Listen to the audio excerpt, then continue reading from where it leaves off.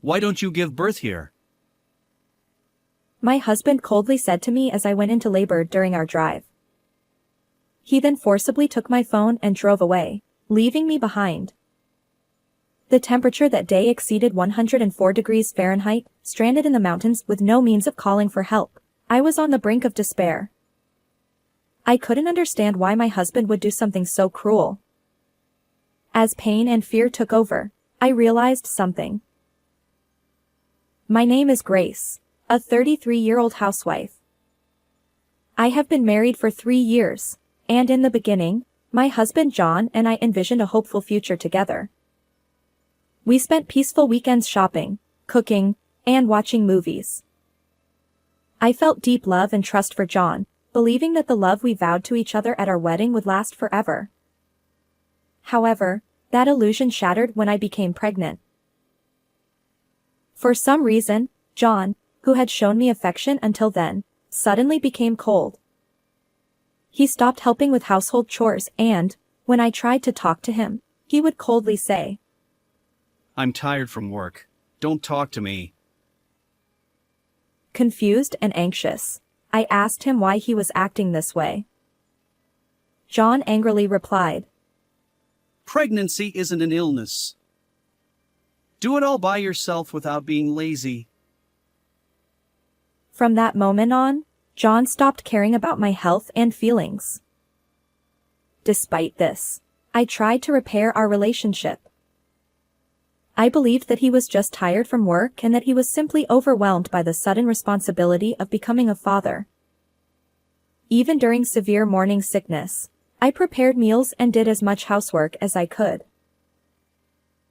However, every time I saw John's irritated and glaring face, I felt the image of his once kind self fading away. Despite these difficult days, my baby grew steadily, and that was my only support. We'll meet soon. I love you, I would always say, rubbing my growing belly. But even as I gradually prepared baby items, John would still click his tongue in disapproval, and sometimes he would even throw them in the trash. I must avoid divorce for the sake of this child, I thought. Despite the hardship, I wanted to believe that John's attitude would change once he saw our child's face. However, he began throwing things at me whenever I defied him, and I gradually lost the ability to resist. One day, as my due date approached in the final month of my pregnancy, John suddenly commanded, We're going for a drive now. And began getting ready. I feel like my stomach has been tight since this morning, so I wanted to rest at home, I said. What? You can't even go for a drive? Or are you just not interested in what I do? John retorted. No, that's not it at all. Feeling scared by John's sharp glare, I couldn't say anything more. Unable to defy his orders, I reluctantly complied. We drove into the mountains in the scorching heat, with John behind the wheel. The car was filled with an awkward silence, only the music from the radio echoing emptily. All right, we're here. Hurry up and walk, John said. Dragging my heavy body, I headed towards the mountaintop. Already exhausted, sweat poured from my body, and I felt breathless. The temperature exceeds 104 degrees Fahrenheit that day, making even the usually cool mountains stifling and suffocating. Let's just finish this quickly and go home. At that moment, I felt a sharp pain that was incomparable to the discomfort I had felt in the car. Startled, I crouched down. Even though John must have heard my voice, he continued walking ahead without concern. I tried to call out to him, but only a faint voice came out. John, please, my stomach hurts. I think labor has started. I hoped that John would help me, but he just stopped and looked at me with a cold expression. There was no trace of love or concern in his eyes. "Please, take me to the hospital right now," I pleaded. What? Why don't you give birth here? John sneered, looking down at me with a smirk. My heart sank into despair. "What do you mean? The baby in my belly is also John's child." I never imagined John could be so cruel. I have plans after this, so handle it yourself. John said, forcibly taking my phone from my bag. "Wait, what are you going to do with that?" I asked. It's your punishment for using pregnancy as an excuse to slack off on housework. Reflect on it here. He replied with a faint smile, putting my phone in his pocket and getting back into the car. "Please, wait, John, don't go," I cried out in despair, my voice echoing through the mountains as John drove away, leaving me with no means to call for help. As the heat haze rose and the sound of insects pierced my ears, I tried to seek help, but my strength finally gave out, and I lost consciousness. 6 hours later, suddenly, the phone rang. John's angry voice echoed through the hospital room. What the hell? You bought a new phone without telling me? And, was a baby born? This is the police. Your wife has passed away. What? John lost his bravado upon hearing the unexpected voice on the other end, and he could only respond nervously. Anyway, please come to the hospital. A few minutes later, the sound of hurried footsteps approached from the hallway, and John burst into the hospital room. Are you the husband? Ha! Who are you? The police? John suspiciously eyed the casually dressed woman in the room. I am Nora, a friend of Grace. She contacted me for help, and I headed to the mountains. She explained the situation to John. I rushed her to the hospital, but unfortunately, it was too late. Nora lowered her eyes sadly, looking apologetic. Why was Grace, who was in her final month of pregnancy, alone in such a place? I don't know. I couldn't ask her that. I see. And the baby? Unfortunately, the baby too. John began to sniffle and then started to cry. I can't believe Grace is gone. Are you sure you have no idea why Grace was in the mountains? Nora slowly raised her head and asked him solemnly. Of course. I wasn't told anything.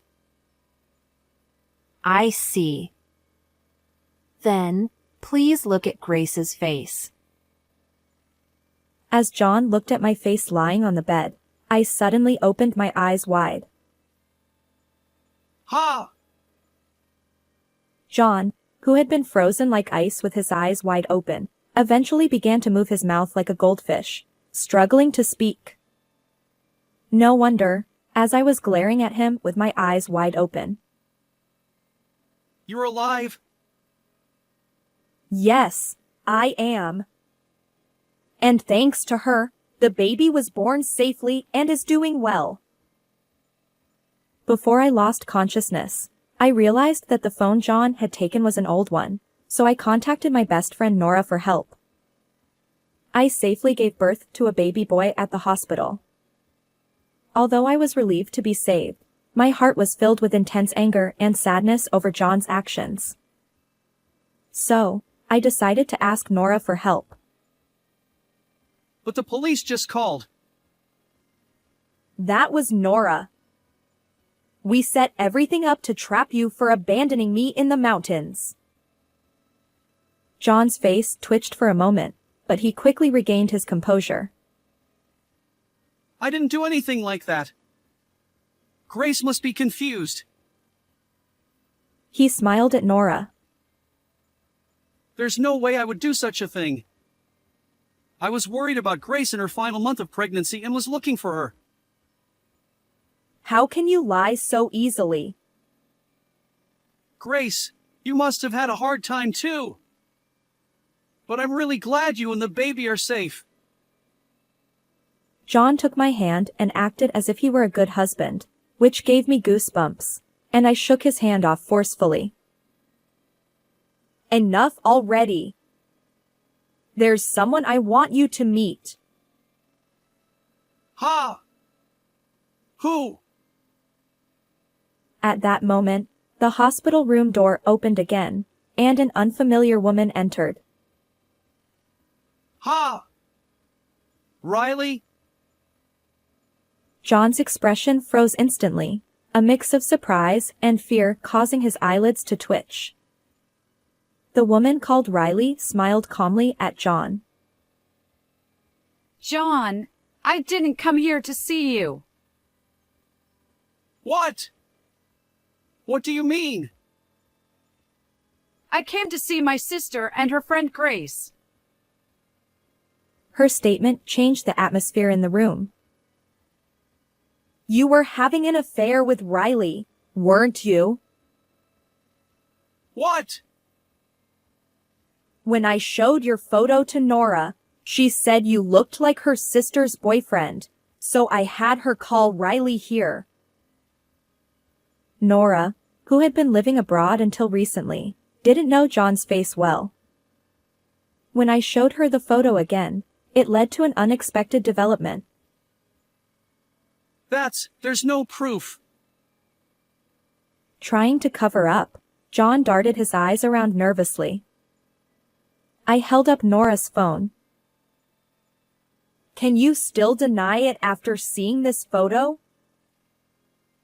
It was a lovey-dovey photo of Riley and John, with John deliberately removing his wedding ring. I was shocked when Nora told me. If I had known you were married, I wouldn't have dated you. It's despicable to make me your mistress. That's why I decided to help Grace. Like me, Riley was also a victim. With tears welling up in her eyes, she clearly expressed her feelings. I was surprised. I never imagined John's mistress would be my best friend's sister. An affair? No, it's not like that. The only one I love is Grace. John, flustered by my questioning, couldn't stay silent. I will never forgive you for deceiving me. Riley took out her phone and pressed the play button. The voice that came out was John's. I love you, Riley. Let's get married. What the hell is this? Why did you record this? Clenching his fists and trembling, John was glared at by Riley with hatred. As soon as I heard from Nora, I contacted you to confirm if it was true. Then she played the rest of the recording. It was John, getting carried away, saying, Grace will soon be gone. And I left Grace in the mountains. I'll just have her declared missing. these outrageous confessions made John turn pale and start trembling. Too bad your plan to kill me failed. You all think you can mess with me? He tried to forcibly take Riley's smartphone, but she swiftly dodged. You always think you can take whatever you want from others. This is all nonsense. I've never met this woman before. It's all lies, obviously. John, losing his temper, shouted despite being in a hospital room. The hospital staff were peeking into the room from the hallway, but he was too agitated to notice. In your mind, everything is a lie. The affair, the recording, abandoning me in the mountains. Shut up. You keep quiet. John seemed to have lost his composure, his pride deeply wounded by being caught in a trap set by someone he looked down on. Audio can be fabricated as much as you want. It can't be used as evidence. Oh, really? Do you think the footage from the dashcam won't be evidence either? What? The moment he heard my words, John froze, his mouth agape, taking time to understand the meaning. The car. The dashcam should have captured everything clearly. Ah! Panicking, John turned towards the door, trying to run to the parking lot to hide the evidence, but Riley tripped him, causing him to fall pathetically to the floor. I already had Nora extract the data. Realizing it was futile, John turned back to face us. The earlier recording was a lie to reassure Riley. I was really planning to pick you up soon. Please, believe me. He desperately apologized, but it was too late to believe him now. Oh, even though you didn't contact me for 6 hours? Well, that was... Why did you do such a thing? Cornered, John began to cry. I just wanted to be free. Having a child costs money, right? And Grace started slacking off on housework. Like a small child throwing a tantrum, he continued to make excuses, pounding the floor. I was just having a bit of fun with Riley. I never intended to marry her. If I got divorced, there would be rumors at work, and it would affect my promotion. I felt a deep contempt for John, realizing he only thought about himself. Please, let's start over. Even now, he clung to me, thinking that an apology would make me forgive him as before. It's too late. I answered quietly in a low voice, and John looked utterly devastated. That's too much. At that moment, there was a knock on the door, and a hospital security guard entered the room. The staff must have called him because of John's commotion. Wait, please. This is just a marital quarrel. There's a reason for this. John resisted desperately, but the large security guard dragged him out. The room was once again enveloped in silence. As I shed tears of relief, Nora gently patted my back. Thus, freed from past suffering, I decided to start a new life. A few months later, my divorce from John was finalized. With the evidence, I was overwhelmingly favored in court. John, found guilty, is now paying us $30,000 in alimony and child support while serving his sentence. With the help of Nora and Riley, my son and I gradually regained our happiness. The baby is growing healthily, and smiles have returned to our lives. Through this experience, I decided never to sacrifice myself again, no matter what difficulties come my way. Life is unpredictable. Still, I will carve out my future with my own strength, without entrusting my life to anyone else. How did you like this story?